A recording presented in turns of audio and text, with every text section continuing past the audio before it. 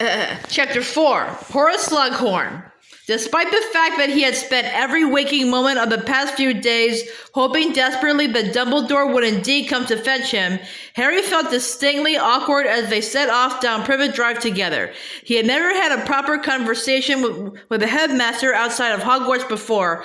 There was usually a desk between them. The memory of their last face-to-face encounter kept intruding too, and a rather heightened Harry's sense of embarrassment. He had shouted aloud a lot on that occasion, not to mention done his best to smash several of Dumbledore's most prized possessions. Dumbledore, however, seemed completely relaxed. "Keep your wand at the ready, Harry," he said brightly. "But I thought I'm not allowed to use magic outside school, sir." "If there is an attack," said Dumbledore, I give you permission to use any conjurings or curse that might occur to you. However, I do not think you need worry about being attacked tonight." "Why not, sir? You are with me," said Dumbledore simply. "This will do, Harry." He came to an abrupt halt at the end of Privet Drive. "You have not, of course, passed your apparition test," he said. "No," said Harry. "I thought you had to be 17? "You do," said Dumbledore. "So you will need to hold on to my arm very tightly. My left, if you don't mind. As you have noticed, my wand arm is a little fragile at the moment." Harry gripped Dumbledore's proffered forearm. "Very good," said Dumbledore. "Well, here we go." Harry felt Dumbledore's arm twist away from him and redoubled his grip. The next thing he knew, everything went black. He was being pressed very hard from all directions. He could not breathe. There were iron bands tightening around his chest. His eyeballs were being forced back into his head. Eardrums were being pushed deeper into his skull, and then he gulped great lungfuls of cold night air and opened his streaming eyes. He felt as though he had just been forced through a very tight rubber tube. It was a few seconds before he realized that Privet Drive had vanished. He and Dumbledore were now standing in what appeared to be a deserted village square, in the center of which stood an old war memorial and a few benches. His comprehension catching up with his senses, Harry realized that he had just apparated for the first time in his life. "Are you all right?" asked Dumbledore, looking down at him.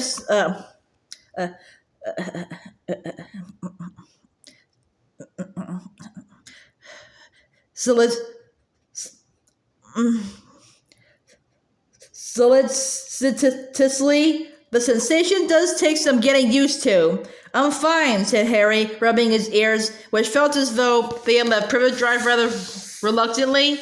"But I think I might prefer brooms."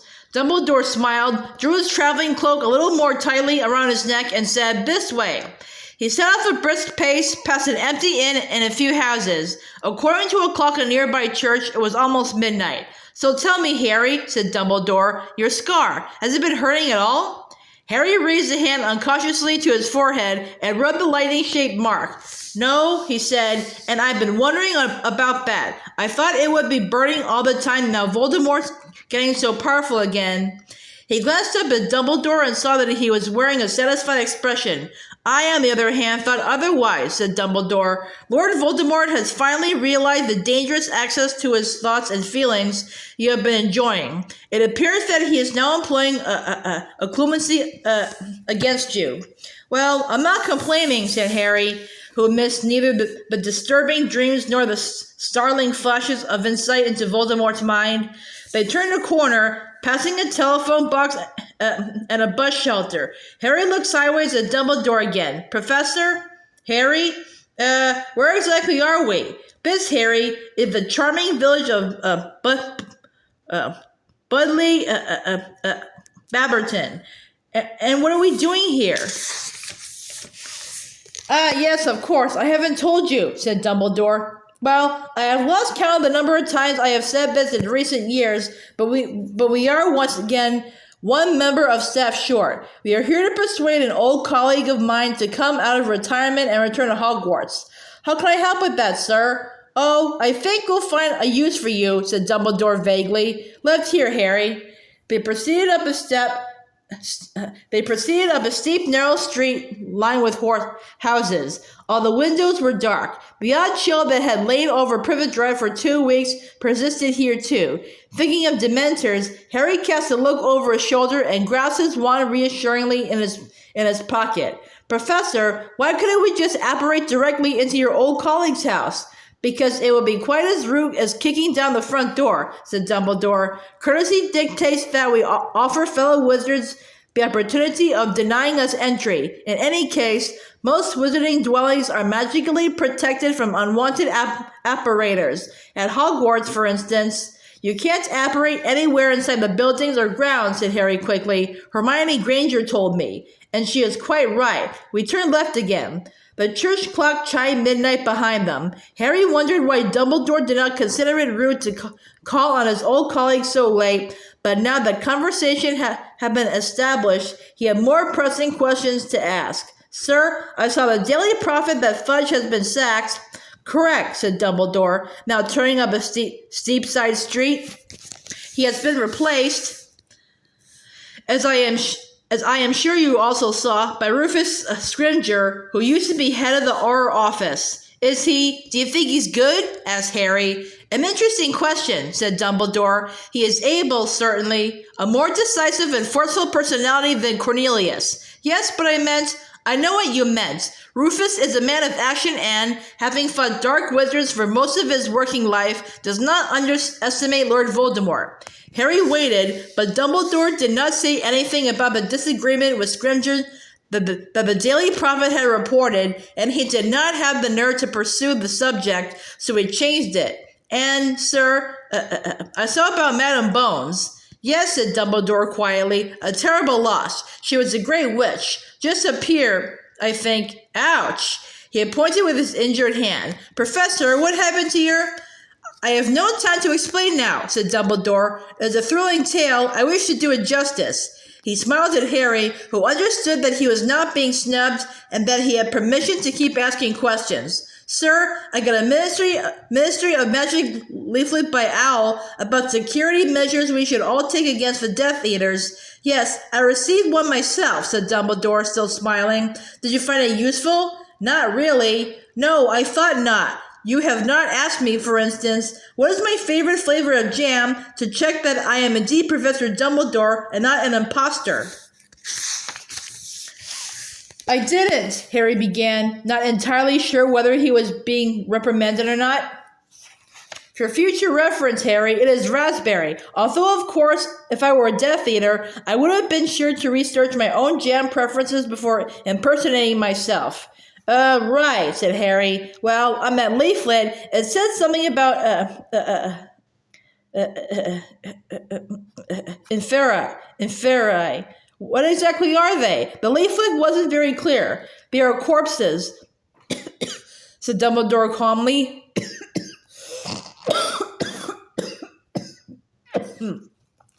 Dead bodies that have been bewitched to do a dark wizard's bidding.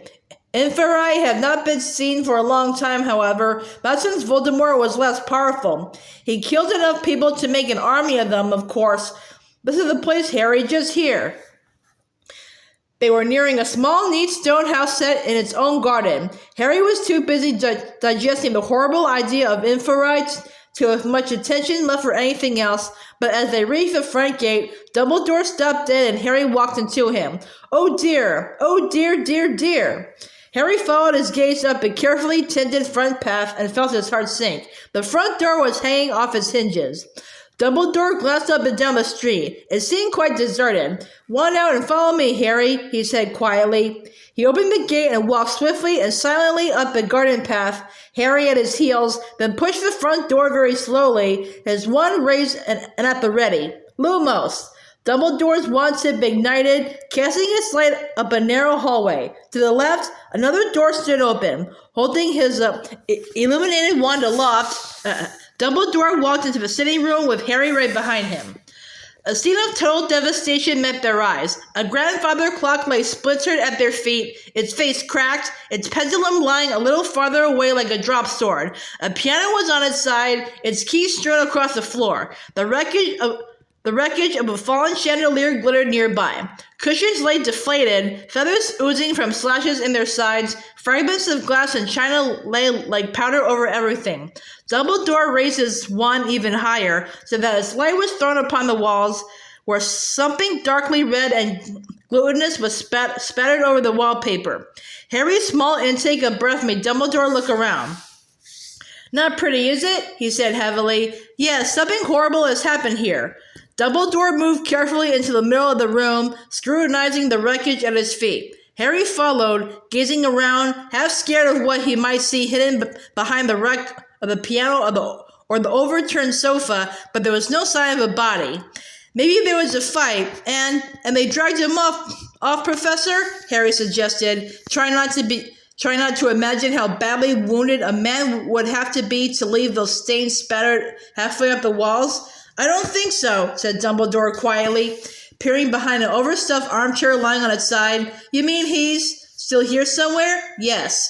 And without warning, Dumbledore swooped, plunging the tip of his wand into the seat of the overstuffed armchair, which yelled, "Ouch!" "Good evening, Horace," said Dumbledore, straightening up again. Harry's jaw dropped. Where a split second before there had been an armchair, there now crouched an enormously fat, bald old man who was massaging his lower belly and squinting up at Dumbledore with an aggrieved and watery eye. "There was no need to stick the wand in that hard," he said gruffly, clambering to his feet. "It hurt." The wand light sparkled on his shiny pate, his prominent eyes, his enormous silver walrus-like mustache, and the highly polished buttons on the maroon velvet jacket he was wearing over a pair of lilac silk pajamas. The top of his head barely reached Dumbledore's chin. "What gave it away?" he grunted as he staggered to his feet, still rubbing his lower belly. He seemed remarkably unabashed for a man who had just been discovered pretending to be an armchair. "My dear Horace," said Dumbledore, looking amused, "if the Death Eaters really had come to call, the dark mark would have been set over the house." The wizard clapped a pudgy hand to his vast forehead. "The dark mark," he muttered. Knew there was something. "Ah, well, wouldn't have had time anyway. I'd only just put the finishing touches to my upholstery when you entered the room." He heaved a great sigh that made the ends of his mustache flutter. "Would you like my assistance clearing up?" asked Dumbledore politely. "Please," said the other. They stood back to back, the tall, thin wizard and the short, round one, and waved their wands in one identical sweeping motion. The furniture flew back to its original places, ornaments were formed in midair, feathers zoomed into their cushions, torn books repaired themselves as they landed upon their shelves, oil lanterns soared onto side tables and reignited, a vast collection of splintered silver picture frames flew glittering across the room and alighted, whole and untarnished, upon a desk. Rips, cracks, and holes healed everywhere, and the walls wiped themselves clean. "What kind of blood was that, incidentally?" asked Dumbledore loudly over the chiming of the new unsmashed grandfather clock. "On the walls? Dragon!" shouted the wizard called Horace, as, with a deafening grinding and tinkling, the chandelier screwed itself back into the ceiling. There was a final plug for the piano, and silence. Yes, dragon," repeated the wizard conversationally. "My last bottle, and prices are sky high at the moment. Still, it might be reusable." He stumped over to a small crystal bottle standing on top of a sideboard and held it up to the light, examining the thick liquid within. Bit dusty." He set the bottle back on the sideboard and sighed. It was then that his gaze fell upon Harry. "Oh-ho," he said, his large round eyes flying to Harry's forehead and the lightning-shaped scar it bore. "Oh-ho!" "This," said Dumbledore, moving forward to make the introduction, "is Harry Potter. Harry, this is an old friend and colleague of mine, Horace Slughorn." Slughorn turned on Dumbledore, his expression shrewd. "So that's how you thought you'd persuade me, is it? Well, the answer's no, Albus." He pushed past Harry, his face turned resolutely away with the air of a man trying to resist temptation. "I suppose we can have a drink at least?" asked Dumbledore, "for old time's sake." Slughorn hesitated. "All right, then, one drink," he said ungraciously. Dumbledore smiled at Harry and directed him toward a chair not unlike the one that Slughorn had so recently impersonated, which stood right beside the newly burning fire and a brightly glowing oil lamp. Harry took the seat with a distinct impression that Dumbledore, for some reason, wanted to keep him as visible as possible. Certainly when Slughorn, who had been busy with decanters and glasses, turned to face the room again, his eyes fell immediately upon Harry. "Humph," he said, looking away quickly as though frightened of hurting his eyes. "Here." He gave a drink to Dumbledore, who had sat down without invitation, thrust the tray at Harry, and then sank into the cushions of the repaired sofa in a disgruntled silence. His legs were so short they did not touch the floor. "Well, how have you been keeping, Horace?" Dumbledore asked. "Not so well," said Slughorn at once. "Weak chest, wheezy, rheumatism too. Can't move like I used to." "Well, that's to be expected. Old age, fatigue. And yet you must have moved fairly quickly to prepare such a welcome for us at such short notice," said Dumbledore. "You can't have had more than 3 minutes warning," Slughorn said, half irritably, half proudly. "2. Didn't hear my intruder charm go off. I was taking a bath. Still," he added sternly, seeming to pull himself back together again, "the fact remains that I'm an old man, Albus, a tired old man who's earned the right to a quiet life and a few creature comforts." He certainly had those, thought Harry, looking around at the room. It was stuffy and cluttered, yet nobody could say it was uncomfortable. There were soft chairs and footstools, drinks and books, boxes of chocolates and plump cushions. If Harry had not known who lived there, he would have guessed at a rich, fussy old lady. You're not yet as old as I am, Horace," said Dumbledore. "Well, maybe you ought to think about retirement yourself," said Slughorn bluntly. His pale gooseberry eyes had found Dumbledore's injured hand. "Reactions not what they were, I see." "You're quite right," said Dumbledore serenely, shaking back his sleeve to reveal the tips of those burned and blackened fingers. The sight of them made the back of Harry's neck prickle unpleasantly. "I am undoubtedly slower than I was, but on the other hand..."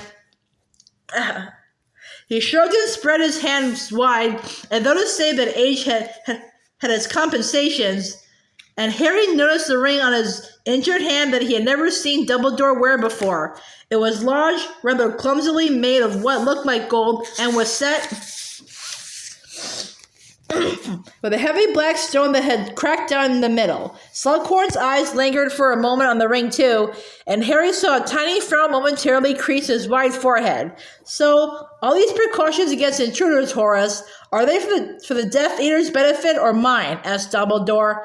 "What would the Death Eaters want with a poor broken-down old buffer like me?" demanded Slughorn. "I imagine that they would want you to turn your considerable talents to coercion, torture, and murder," said Dumbledore. "Are you really telling me that they haven't come recruiting yet?" Slughorn eyed Dumbledore balefully for a moment, but muttered, "I haven't given them the chance. I've been on the move for a year. Never stay in one place more than a week. Move from Muggle house to Muggle house. The owners of this place are on holiday in the Canary Islands. It's been very pleasant. I'll be sorry to leave. It's quite easy once you know how. One simple freezing charm on these absurd burglar alarms that they use instead of sneakoscopes, and make sure the neighbors don't spot you bringing in the piano." "Ingenious," said Dumbledore, "but it sounds a rather tiring existence for a broken-down old buffer in search of a quiet life. Now, if you were to return to Hogwarts, if you're going to tell me my life would be more peaceful at that pestilential school, you can save your breath, Albus. I might have been in hiding, but some funny rumors have reached me since Dolores Umbridge left. If that's how you treat teachers these days..." "Professor Umbridge ran afoul of our centaur herd," said Dumbledore. "I think you, Horace, would have known better than to stride into the forest and call a horde of angry centaurs filthy half-breeds." "That's what she did she?" said Slughorn. "Idiotic woman. Never liked her." Harry chuckled, and both Dumbledore and Slughorn looked round at him. "Sorry," Harry said hastily. "It's just, I didn't like her either. Dumbledore stood up rather suddenly. Are you leaving? Asked Slughorn at once, looking hopeful. No, I was wondering whether I might use your bathroom, said Dumbledore. Oh, said Slughorn, clearly disappointed. Second on the left down the hall. Dumbledore strode from the room. Once the door had closed behind him, there was silence. After a few moments, Slughorn got to his feet, but seemed uncertain what to do with himself. He shot a furtive look at Harry, then crossed to the fire and turned his back on it, warming his wide behind. Don't think I don't know why he's brought you, he said abruptly.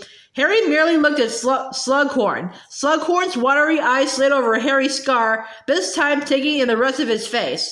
You look very like your father. Yeah, I've been told, said Harry. Except for your eyes. You've got my mother's eyes, yeah. Harry had heard it so often he found it a bit wearing. Humph. Yes, well, you shouldn't have favorites as a teacher, of course, but she was one of mine. Your mother, Slughorn added, in answer to Harry's questioning look. Lily Evans, one of the brightest I ever taught. Vivacious, charming girl. I used to tell her she ought to have been in my house. Very cheeky answers I used to get back, too. Which was your house? I always had a Slytherin, said Slughorn. Oh, now, he went on quickly, seeing the expression on Harry's face and wagging a stubby finger at him. Don't go holding that against me. You'll be Gryffindor like her, I suppose. Yes, it usually goes in families. Not always, though. Ever heard of Sirius Black? You must have done. Been in the papers for the last couple of years. Died a few weeks ago. It was as though an invisible hand had twisted Harry's intestines and held them tight. Well, anyway, he was a big pal of your father's at school. The whole Black family had been in my house, but Sirius ended up in Gryffindor. Shame, he was a talented boy. I got his brother, Regulus, when he came along, but I'd have liked Beset. He sounded like an enthusiastic collector who had been outbid at auction. Apparently lost of memories, he gazed at the opposite wall, turning idly on the spot to ensure an event and even heat on his backside. Your mother was Muggle-born, of course. Couldn't believe it when I found out. Thought she must have been pure blood. She was so good.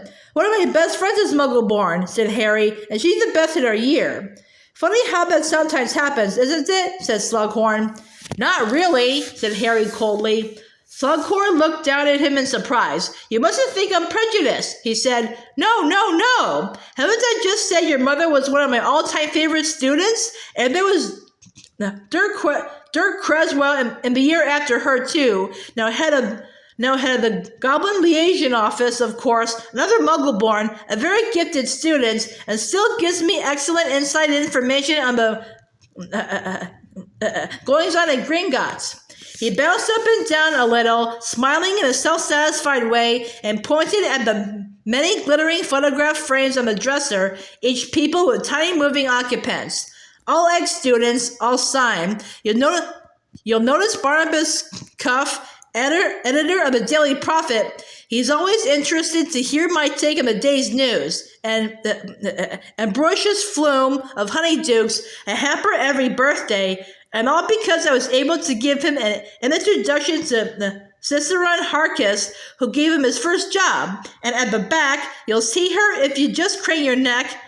That's Glenelg Jones, who of course captains the Holyhead Harpies. People are always astonished to hear I'm on first name terms with the Harpies and free tickets whenever I want them. This thought seemed to cheer him up enormously. And all these people know where to find you to send you stuff? Asked Harry, who could not help wondering why the Death Eaters had not yet tracked down Slughorn, if hampers of sweets, Quidditch tickets, and visitors craving his advice and opinion could find him. The smile slid from Slughorn's face as quickly as the blood from his walls.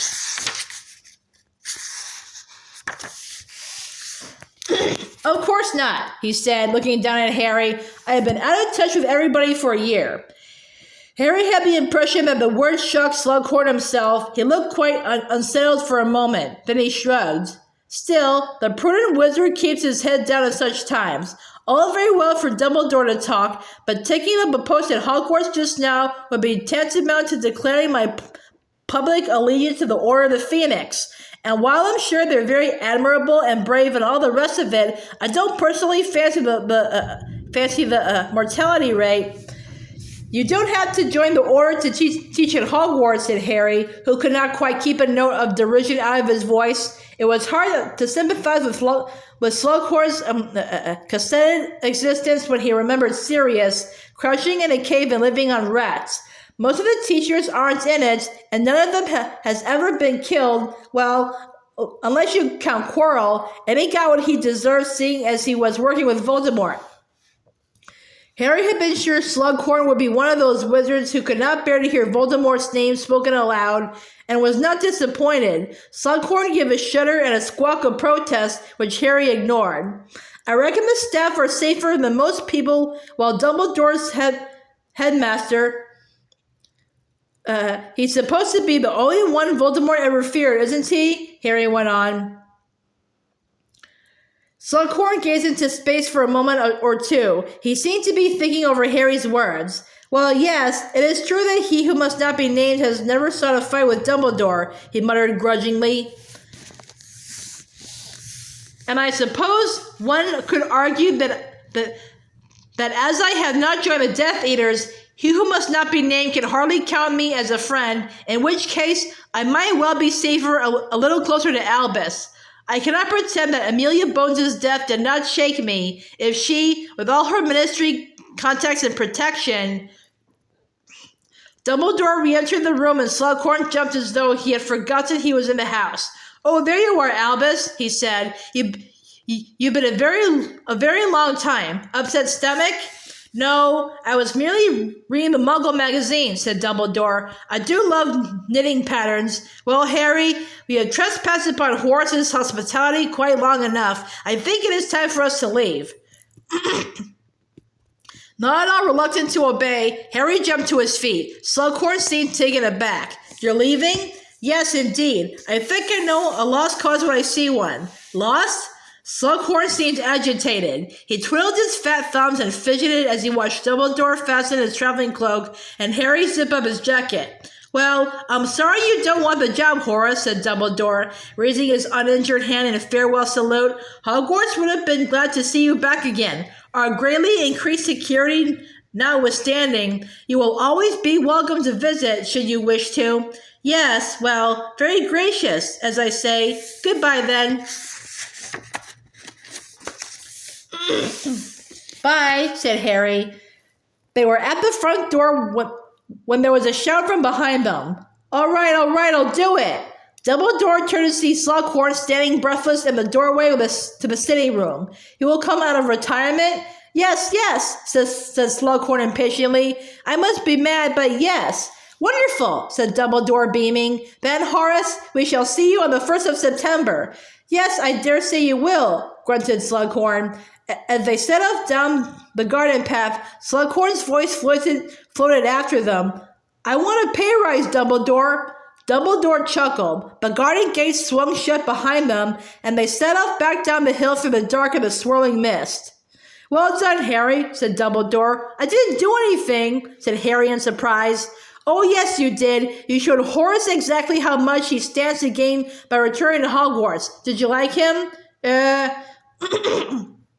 Harry wasn't sure whether he liked Slughorn or not. He supposed he had been pleasant in his way, but he had also seemed vain and, whatever he said to the contrary, much too surprised that a Muggle-born should make a good witch. Horace, said Dumbledore, relieving Harry of the responsibility to say any of this, likes his comfort. He also likes the company of the famous, the successful, and the powerful. He enjoys the feeling that he influences these people. He has never wanted to occupy the throne himself. He prefers the back seat. More room to spread out, you see. He used to handpick favorites at Hogwarts, sometimes for their ambition or their brains, sometimes for their charm or their talent, and he had an uncanny knack for choosing those who would go on to become outstanding in their various fields. Horace formed a kind of club of his favorites, with himself at the center, making introductions, forging useful contacts between members, and always reaping some kind of benefit in return, whether a free box of his favorite crystallized pineapple or the chance to recommend the next junior member of the Goblin Liaison Office. Harry had a sudden and vivid mental image of a great swollen spider, spinning a web around it, twitching a thread here and there to bring its large and juicy flies a little closer. I tell you all this, Dumbledore continued, not to turn you against Horace, or as we must now call him, Professor Slughorn, but to put you on your guard. He will undoubtedly try to collect you, Harry. You would be the jewel of his collection, the boy who lived, or, as they call you these days, the chosen one. At these words, a chill that had nothing to do with the surrounding mist stole over Harry. He was reminded of words he had heard a few weeks ago, words that had a horrible and particular meaning to him. Neither can live while the other survives. Dumbledore had stopped walking, level with the church they had passed earlier. This will do, Harry, if you will grasp my arm. But braced this time, Harry was ready for the apparition, but still found it unpleasant. When the pressure disappeared and he found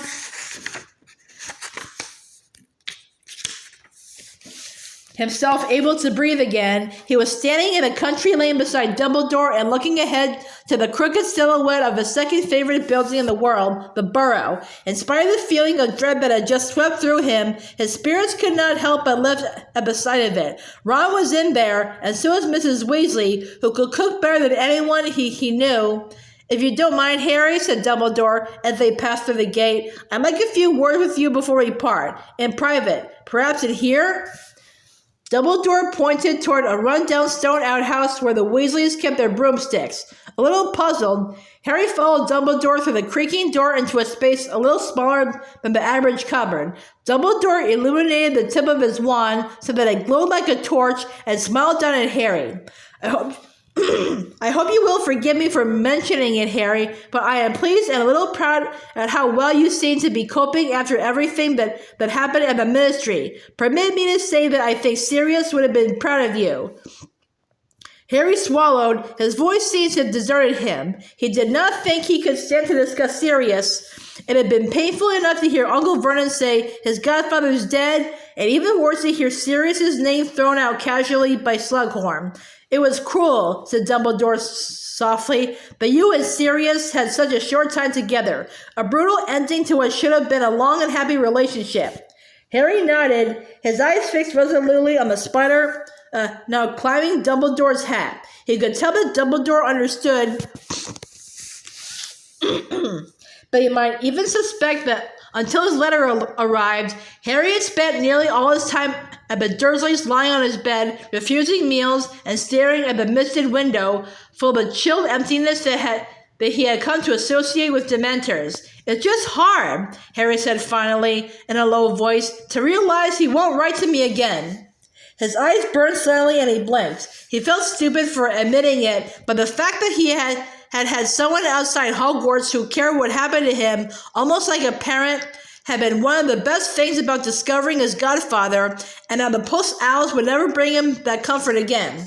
Sirius represented much to you that you had never known before, said Dumbledore gently. Naturally, the loss is devastating, but while I was at the Dursleys, interrupted Harry, his voice growing stronger, I realize I can't shut myself away or crack up. Sirius wouldn't have wanted that, would he? And anyway, life's too short. Look at Madame Bones. Look at Emily Vance. It could be me next, couldn't it? But if it is, he said fiercely, now looking straight into Dumbledore's blue eyes gleaming in the wand light, I'll make sure I take as many Death Eaters with me as I can, and Voldemort too if I can manage it.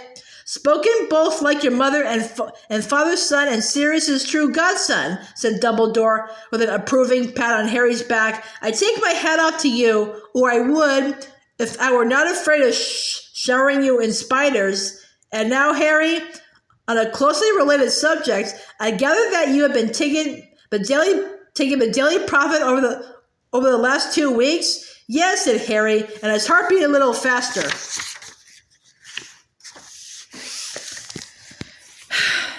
That you will have seen that there have been not so much leaks as floods concerning your adventure in the Hall of Prophecy? Yes, said Harry again, and now everyone knows that I'm the one. No, they do not, interrupted Dumbledore. There are only 2 people in the whole world who know the full contents of the prophecy made about you and Lord Voldemort, and they are both standing in the smelly, spidery broom shed. Is it true, however, that many have guessed correctly that Voldemort sent his Death Eaters to steal a prophecy, and that the prophecy concerned you? Now, I think I am correct in saying that you have not told anybody that you know what the prophecy said? No, said Harry. A wise decision on the whole, said Dumbledore, although I think you ought to relax it in favor of your friends, Mr. Ronald Weasley and Miss Hermione Granger. Yes, he continued, when Harry looked startled. I think they ought to know. You do them a disservice by not confiding something this important to them. I didn't want to worry or frighten them, said Dumbledore, surveying Harry over the top of his half-moon spectacles, or perhaps to confess that you yourself are worried and frightened. You need your friends, Harry. As you so rightly said, Sirius would not have wanted you to shut yourself away. Harry said nothing, but Dumbledore did not seem to require an answer. He continued, on a different, though related subject, it is my wish that you take private lessons with me this year. Private with you? Said Harry, surprised out of his preoccupied silence. Yes, I think it is time I took a greater hand in your education. What will you be teaching me, sir? Oh, a little of this, a little of that, said Dumbledore airily. Harry waited hopefully, but Dumbledore did not elaborate, so he asked something else that had been bothering him slightly. If I'm having lessons with you...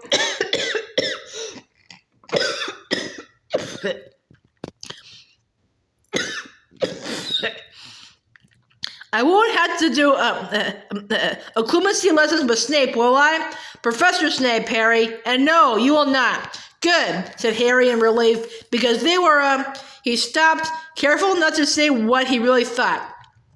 I think the word fiasco would be a good one here, said Dumbledore, nodding. Harry laughed. Well, that means I won't see much of Professor Snape from now on, he said, because he won't let me carry on potions unless I get outstanding in my OWL, which I know I haven't. Don't count your owls before they are delivered, said Dumbledore gravely, which, now I think of it, ought to be some time later today. Now 2 more things, Harry, before we part. Firstly, I wish to keep your invisibility cloak with you at all times from this moment onward, even within Hogwarts itself, just in case you understand me? Harry nodded. And lastly, while you stay here, the Burrow has been given the highest security the Ministry of Magic can provide. These measures have caused a certain amount of inconvenience to Arthur and Molly. All their posts, for instance, is being searched at the Ministry before it's being sent on. They do not mind it in the slightest, for their only concern is your safety. However, it will be poor repayment if you risk your neck while staying with them.